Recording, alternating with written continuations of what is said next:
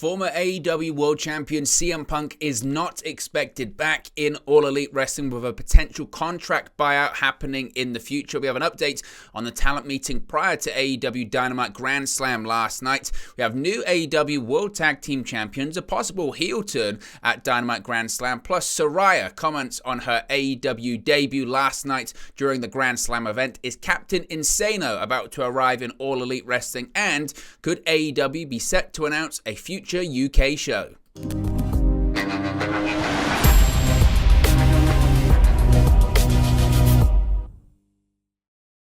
Hey guys, welcome back to Wrestling News 365. Hope everyone is doing very well. As always, there are plenty of news stories to get into in the world of All Elite Wrestling. We have to start off talking about the future, the fate of the former AEW World Champion CM Punk. Now, it must be stressed, as of right now, CM Punk is two things. He's injured and he's suspended. Of course, we know during his AEW World Championship victory over Jon Moxley in the main event of All Out just a couple of weeks ago, he tore his triceps. He has since undergone surgery and is expected to be out of action for up to 8 or 9 months. But he's also suspended because of his comments he made at the All Out media scrum, which he buried, ranted and raved about the likes of Colt Cabana, Hangman Page, Kenny Omega and the Young Bucks. In addition, he then got into a mass brawl backstage in his locker room with the likes of the aforementioned Omega, Bucks, involving Ace Steel as well. Everyone involved is and was and still is suspended, but Punk's future is likely to be determined pending the outcome of the external third-party investigation that is ongoing to really truly find out the finer details of what happened in that brawl. Who threw the first punch? Who initiated it? What was going on? And possibly, depending on the outcome of that, we could see some termination from AEW. And it looks like, according to reports, Punk could indeed have wrestled his final match in All Elite Wrestling. Now, two-time AEW World Champion CM Punk is currently suspended following his involvement in a backstage fight with the Elite and Ace Steel after the All Out pay-per-view on September 4th. And seemingly, Punk is now finished with the company. Now, as I mentioned, the fight broke out after Punk's comments during his AEW All Out media scrum, in which he took shots at the AEW EVPs, Colt Cabana and Hangman Page. As I mentioned, Punk is also out of action with a torn triceps he suffered at All Out that will keep him out of the ring for several months at the very least. Now, beyond the AEW World Championship being vacated, the promotion have not made any official announcement regarding Punk's status.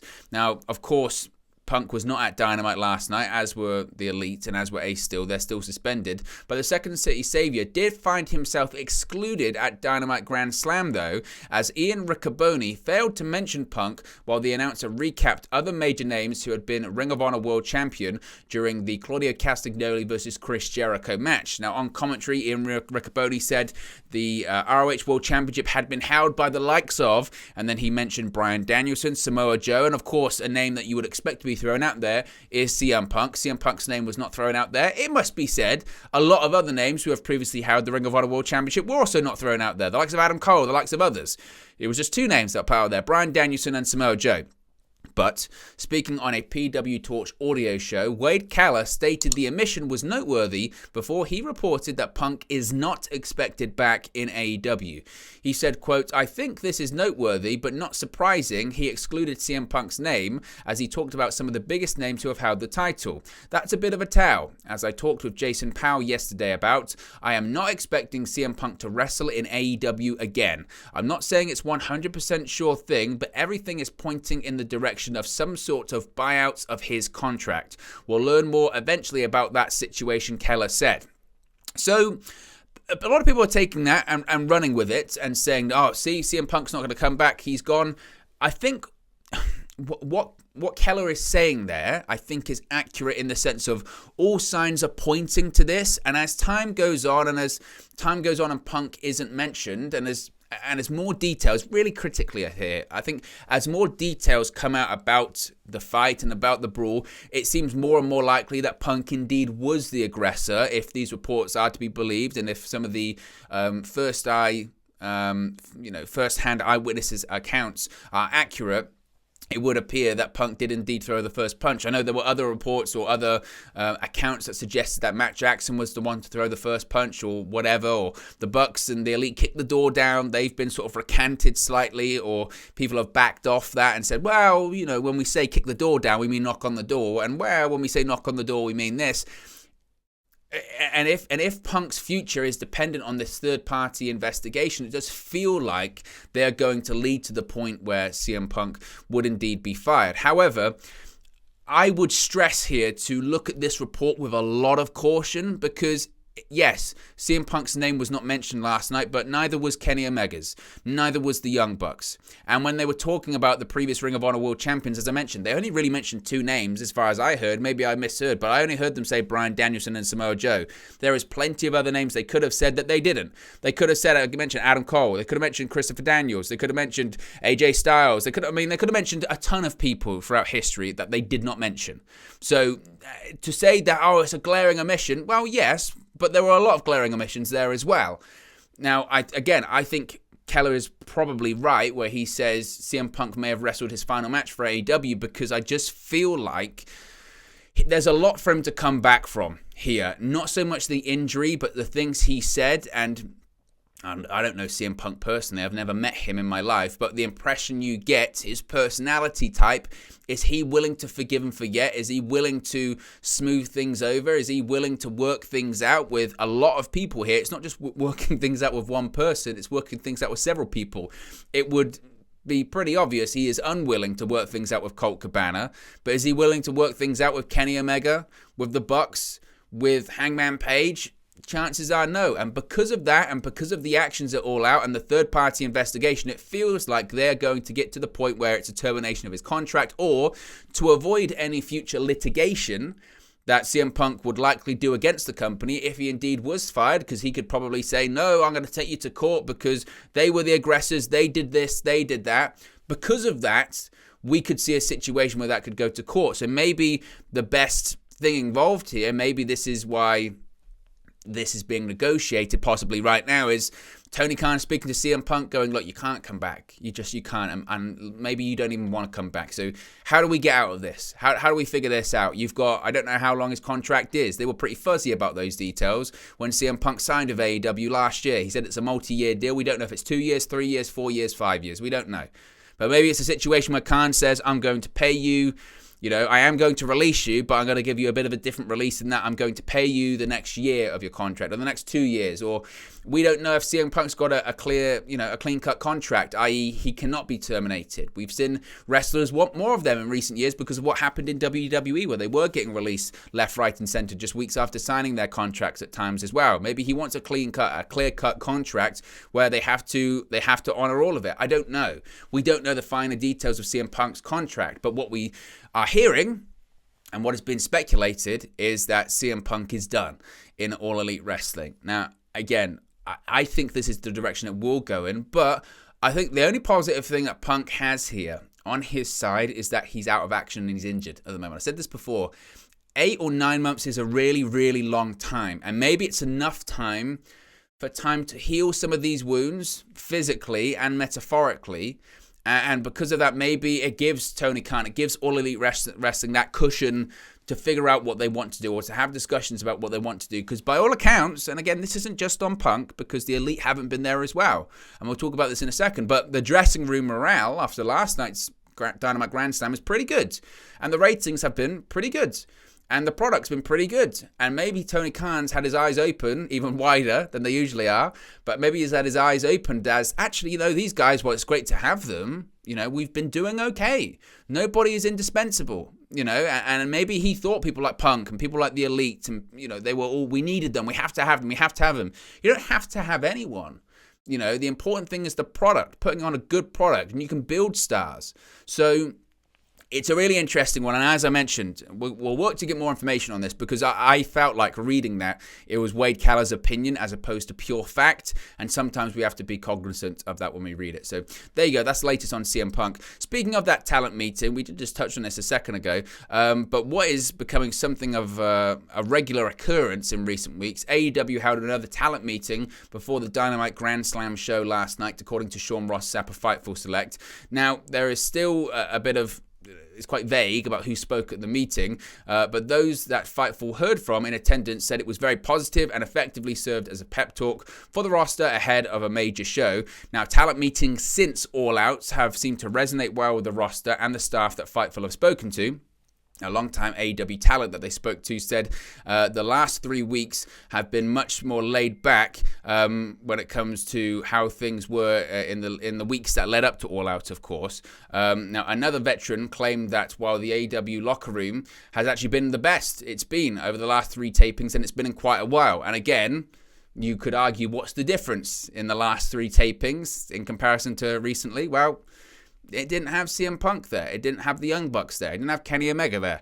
One AEW source that Fightful spoke to even went as far to use the term as, quote, addition by subtraction, but wouldn't specify who they meant specifically in that regard, i.e., do they mean it's better because Punk isn't here, or it's better because the Elite aren't here, it's better because Ace Steel isn't here? We don't know. And it's not fair to completely speculate. It's better because CM Punk isn't here, because I'm sure there are people in there that don't like Kenny Omega or the Bucks who have been there a long time as well.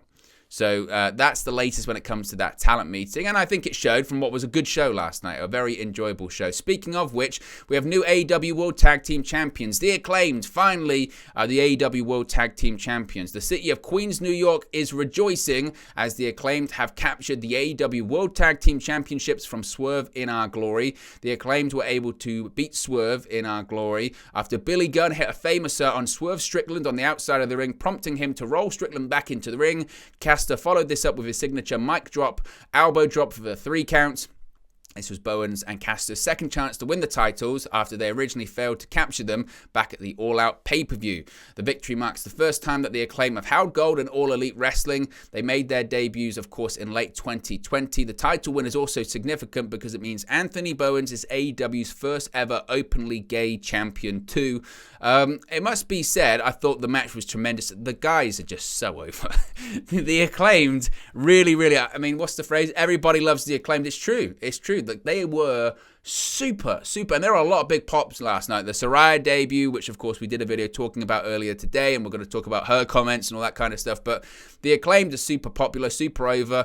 I thought it was a good match, and I really enjoy actually the story they're telling with Swerve Strickland and Keith Lee, it must be said too, because Swerve Strickland is clearly a heel, or he's got heel tendencies, and Keith Lee clearly is not a heel, and he doesn't agree with everything that Swerve Strickland does, or when he does these heel tendencies or these heel mannerisms in the match, Keith Lee looks at him and says, what are you doing? Why are you doing that? And come the end of the match, you had Swerve Strickland at the top of the ramp, and Keith Lee at the bottom, and Keith Lee's just looking at him as if to say, that was on you, because you were getting involved in the outside of the ring. You got involved with Billy Gunn, and then Billy Gunn hit you with the famouser. So they're clearly doing something with them, and that's going to build to, you would assume, a singles match between the two. But it was a great match, and the interesting thing, I suppose, with the Acclaimed now will be is that half the challenge is, people love you when you're chasing the bouts, but once you have them, can you remain as popular, as over, as entertaining, or do people like to see you chase as opposed to defend? So that's going to be quite curious to see with them. But congratulations to them, and they absolutely deserve it, 100%. Speaking of Dynamite Grand Slam last night, did we see a heel turn?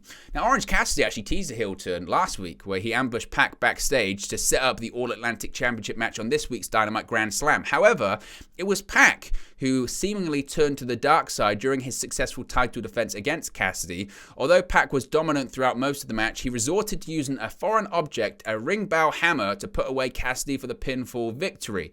Now, this was quite interesting because you could argue, well, was it a heel turn or is it Pac just being Pac? He's proclaimed as the bastard Pac, and it was a bit of a bastard move for him to do that. So I'm not sure if it was a heel turn or not. I don't know if they could describe it as turnabouts as fair play. Orange Cassidy, as I just mentioned, he was somewhat heelish when he just randomly attacked Pac. that rhymes, backstage last week, so Pac was resorting to that. I'm not sure. I don't know if it's an entirety of Death Triangle or turning heel, because if Pac turns heel, you would think then Death Triangle has to turn heel, because are they going to really have a storyline where they've got tension and division within the faction? They just won the Trios World Championships last week, or a couple of weeks ago rather. So would you have already teasing a split between the faction? That doesn't make any sense. So it'll be interesting to see where this one goes. Again, the All Atlantic Championship, I don't really see the point of, honestly, that much. But it's like the European Championship, I guess, AEW's version. But the match itself was great. But they have unbelievable chemistry. It's not the first time that Pac and Orange Cassidy have faced off, of course. They faced off numerous times before. Revolution 2020. They in the build-up to Double or Nothing in 2021, of course, they're involved in the World Championship picture in Double or Nothing 2021. They have tremendous chemistry, and last night was no different. Of course, last night saw the debut of Saraya. We spoke about this earlier on today. The former WWE superstar Paige made her All Elite Wrestling debut. Now, arguably one of the biggest, if not the biggest pop of the night. Huge reaction, and she has since responded and reacted to her debut on social media, tweeting out, quote, "Effing wow, absolutely blown away by the pop in the stadium and the reception outside of it. Been a long journey, couldn't be happier to be in AEW. Thank you to everyone, and thank you to my babe Ronnie Radke for letting me use his song Zombified. Let's effing go." Of course, it was the Falling in Reverse song Zombified that she used for her entrance theme last night. And I've got to be honest, I've gone back and watched it like 10 million times. It's just the reaction. It's one of those moments. It was a moment. It absolutely was. And obviously, I know there's so many questions about can she wrestle? Will she wrestle? It would appear, and we haven't had any, final confirmation that she is going to be a wrestler in All Elite Wrestling. But the way she is being set up on the roster page, on their website, the way that they were talking about her on commentary, the way that it's been announced, it feels like she is going to wrestle in AEW. And hopefully, that's because she's been cleared by not only her doctors, but also AEW's doctors, which I spoke about earlier today. And if that is the case, that's great. She's 30 years old. I mean, she retired at the age of, 26, 25? That is just no age. I know she's been wrestling her whole life, and her injuries are so serious. So again, the hope would be that her journey is similar to the likes of Edge and the likes of Sting and the likes of maybe not so much Bryan Danielson, because he was almost medically, he was medically disqualified, but in reality, he could have probably worked that entire time. It was WWE being very strict. But certainly in the case of Edge and in the case of Sting, hopefully, fingers crossed, it's a case of she just needed a long time to recover, and 5 or 6 years is what she needed. So here's hoping, because she really does deserve it, and especially in this women's evolution and revolution of professional wrestling, where women's wrestling is more popular than it's ever been, and is main eventing shows, and frankly AEW needs it. She's stepping into an AEW women's division that is booked horribly and doesn't get enough time. She spearheaded one revolution, or was the spark of the women's revolution in WWE, because she was in NXT. Her and Emma were the real start of that in NXT. Maybe she can do the same in All Elite Wrestling. If she can, that would be fantastic. But the issue is you've got to have a company that wants it to happen. You've got to have a booking structure that wants to put females in the main event. And I don't see that in AEW at the moment in Tony Khan, but we'll have to wait and see. Captain Insano. Is Captain Insano about to return, or debut, actually, in AEW? Now, AEW CEO Tony Khan took to Twitter to tease the possibility of Paul White bringing his Captain Insano persona off the silver screen and into the wrestling ring. The late-night tweet was a simple gif of the Waterboy main character Bobby Boucher saying, "I'm gonna have to say Captain Insano in the film." Boucher had just been asked the name of his favorite wrestler. To drive the point home even further, Khan then tweeted the gif again about 12 hours later. AEW had a huge show in Queens, and the timing of Tony Khan's tweet suggested that Captain Insano could have made his debut at Arthur Ashe Stadium. It didn't happen, of course. It didn't happen, but it could appear that Captain Insano is on his way. Now, Captain Insano has been teased for ages by Paul White. Lots of interviews he's done. He said that they've got the ring gear, they've got the trademark, they've got everything ready to go. It's just a case of timing and figuring out when they're going to do it. And Paul White's basically said this is going to be his final run as an in-ring professional wrestler. My concern is I don't even know if he can pull it off. I mean, I've seen Paul White walk in recent years, and he's clearly got some knee issues and probably needs at least one or maybe two knee replacements. And I don't know if this character fits. He even said in an interview, he did it with Nick Hausman of Wrestling Inc., shout out Nick, and he said that, it's going to be largely comedic and comical and not too serious. And does that really fit in AEW? I know you've got very comedic characters in AEW, but I just don't know. I don't know if I want to see that at this point. How old's Paul White? Is he in his 50s at this point as Captain Insano? I don't. That's not what I want to see, honestly. Finally, is AEW about to come to the UK very soon for a show? Well, according to Vicky Guerrero, there are certainly talks about it. Now, there had been talks previously, prior to the pandemic, about AEW lining up to do a show in the UK. Of course, the pandemic changed that and changed everything. But AEW coach Vicky Guerrero, appearing on Captain's Corner, said, quote, "There is talk of us going to London. We're going to be in Canada pretty soon, so we'll be in Toronto. So I think with the world opening up and Tony Khan working on some overseas dates, can't wait to get back to London." Of course, it's on the back of WWE doing their Clash at the Castle show recently, and there have been plans for AEW to do a show in the UK for a long, long time. Of course, Tony Khan, the Khan family, owns Fulham FC, which is in West London at Craven Cottage. That stadium's actually been recently renovated and redeveloped, so they could certainly do a stadium show outside of there. It holds, I think, 25, maybe 30,000 fans. So, and of course, that would sell out in London. And it's right on the River Thames. It would be a really interesting show, that aesthetic, to do it in a really old stadium, Craven Cottage. So, here's hoping they do that in there. But there you go, guys. That's the latest AEW news. Let me know your thoughts in the comment section below. Be sure to smash a like on the like button. Be sure to subscribe, bottom right-hand corner. And I'll speak to you again very, very soon. Hey guys, thank you for watching, listening, streaming, or however you come across this video today. Be sure to click on the video on the right there to watch our next video, or click the bottom there to subscribe, or the bottom right hand corner. Thank you very much, and I'll speak to you again very soon.